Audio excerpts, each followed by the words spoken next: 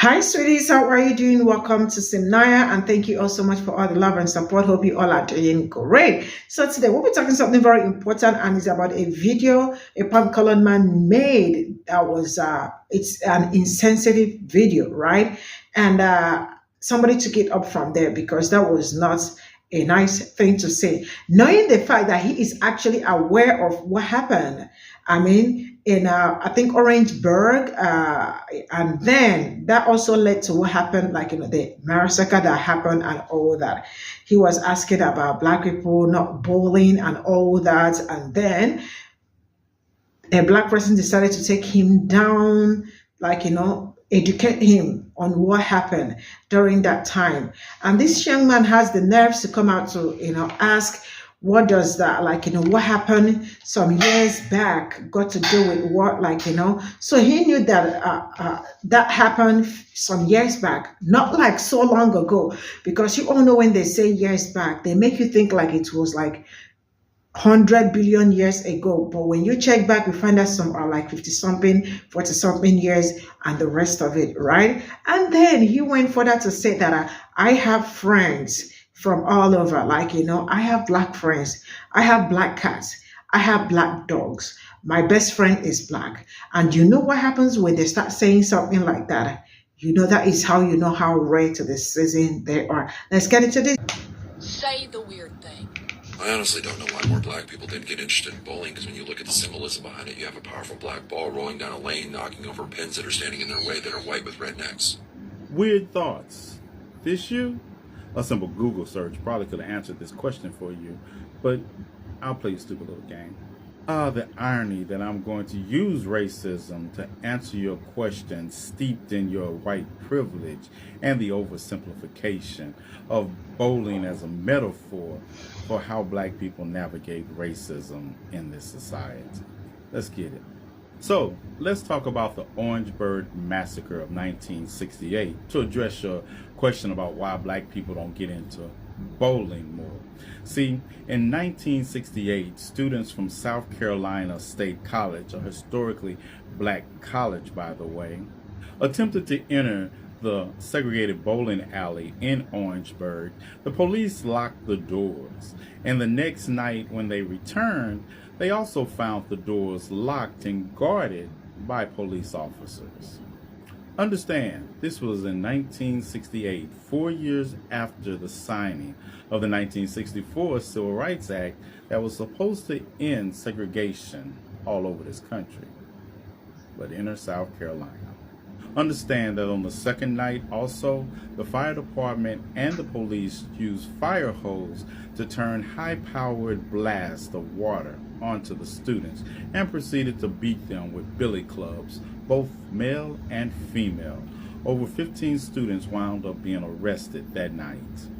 Now, upon hearing of the incident that had occurred at the bowling alley over the last 2 days, enter Governor Robert McNair. Now, McNair was supposed to be one of the more moderate white governors in the South at the time, but yet and still, guess what he did? Yeah, he called up the National Guard in anticipation of violence because he said black power leaders were inciting the students to be dissatisfied with the status quo of South Carolina. So, you know where this is about to go, because 2 days later, on February the 8th, 1968, more than 200 unarmed black students gathered peacefully on the campus of South Carolina State University to protest the segregation that was being practiced at the bowling alley and other establishments around Orangeburg, South Carolina. And of course, that protest turned deadly when the forces gathered there by the governor opened fire on 200 plus unarmed black protesters, resulting in the death of 3 and over 28 others wounded. And the evidence showed that most of the protesters who were shot in the back. College freshman Samuel Hammond shot in the back. 17-year-old high school student Delano Middleton, whose mother worked at South Carolina University, was shot 8 times. Henry Smith, who also attended the university, was shot 3 times. Now, of all the armed white men who were present who opened fire on the unarmed black students, only 9 of them were ever charged. And at their trial, they pled self-defense, in spite of the fact that no evidence was presented to support their claim. And guess what? Shocker. They were all acquitted. One more thing before I go. For contrast, of course, this is Cleveland Sellers, and he is a civil rights leader who was present on the day of the protest at the bowling alley and at the massacre that took place at South Carolina State University on the 8th. Now, in spite of the fact that he was unarmed at both protests, the state of South Carolina convicted him of inciting a riot at the bowling alley and sentenced him to a year of hard labor. Next. So, Tim here decided to show up in my comment section on the video while I was addressing his question about why black people didn't get into bowling more, since it involved a big black ball rolling down a lane to strike white pins with red necks, as that was somehow a symbolism for racism, without mentioning the part that the hand that threw the ball was actually a white hand. But I digress on the whole logic of this dark humor joke he wished to make. As a matter of fact, let's just recap. I honestly don't know why more black people didn't get interested in bowling, because when you look at the symbolism behind it, you have a powerful black ball rolling down a lane, knocking over pins that are standing in their way that are white with red necks. So I guess Tim thought he was being funny. So of course I responded to his video talking about the Orangeburg massacre of 1968, in which 3 unarmed black men were shot in the back and 28 other unarmed protesters were also injured in the protest of a local bowling alley that did not allow black people to come into it. And Tim's response was, so how does a tragic and horrific event from mid-1900s apply to my question today, close to a quarter century later? Check the comment section of my video. Seeing yours isn't the popular opinion. A whole whitewashed education system built specifically for your benefit, and you can't math. You don't know that from 1968, the date I said that the Orangeburg massacre occurred, to today is only 55 years, and that is not close to a century, which will be 100 years.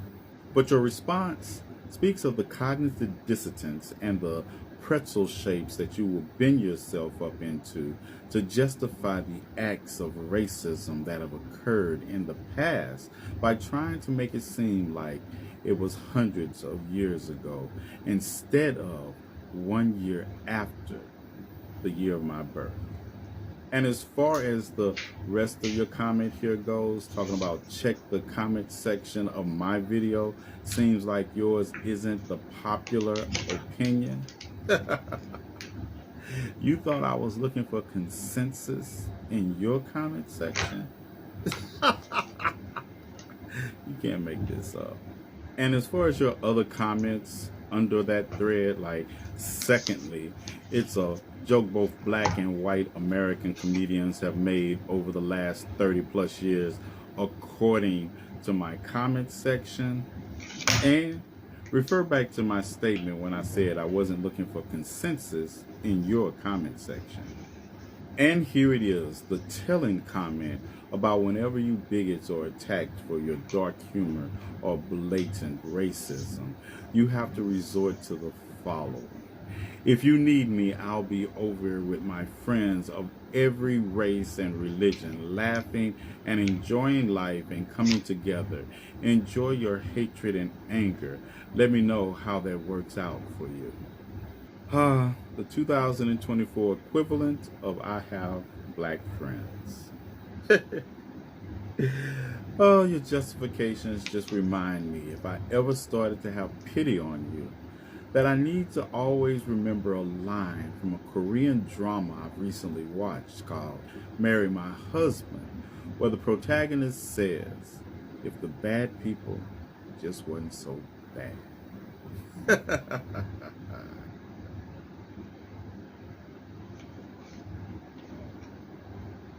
So this is all I got from this video, and the fact that some people are going to come for you and then expect you to keep quiet is just something that I find, like, that it's really very it's kind of horrifying, and sometimes you see them make some dark humor about black people's tragic, and then when they try telling him he tried gaslighting, it was like, if you need me, I will be with my friends from all over the race and religion, laughing and enjoying life. This is also trying to tell you that he also got black friends, because that is always what they, of course, my dog is black. How can I be racist? Of course, my nephew is black. How can I be racist? But you see them being like only racist and all that. And then they go further again to tell you that why is it that this is a joke that has been told by every other person, like, white and black American comedians, and for over how many years, 30 years and all that. Why are you taking it personal? And he actually was thinking that Nathan, because that's his name, the black man with colored birds. His name is Nathan. So he thought he just want to be popular, because sometimes when you speak up, they think you are looking for, like, you are looking for followers, or you are looking for people that will, like, join you, not knowing that he's a big shot. I mean, he is doing great and amazingly well when it comes to black community. There are the people that I always go to their page to learn a lot about African American history and most of the things going on all over the world and all that. There are also people that I look up to. So he is one of them. I appreciate his work, and I love how they come out, stand up for black women and the rest of it. So I am just saying this, like, I think colored people should just back off. Like, when they come out to gaslight themselves, telling you that why are you, like, how does a tragic and horrific event from the mid 1990s, 90s, whatever, how did the question get close to a century later today? That is it. So don't talk about it, because when you don't talk about it, it's just going to go away. And I see how it is going away. And it's also amazing how I am also able to learn, because this Orangeburg massacre, I probably covered this a long time ago, but I did not know about this bowling, like what happened, and how people that look like me were unalived and all that. But we keep learning all the time. And I am sure that this young man knew about it or something like that, but decided to make a joke out of it, because what the hell is going on with these people? I'm sorry about that. Because everything that got to do with us, everything that about us is always a joke, because nothing about us is ever serious, because that is how they take us. Like, they are not humans. I mean, you cannot treat them like, they are not like us, They are different. We are different. See you all in my next video. Bye for now.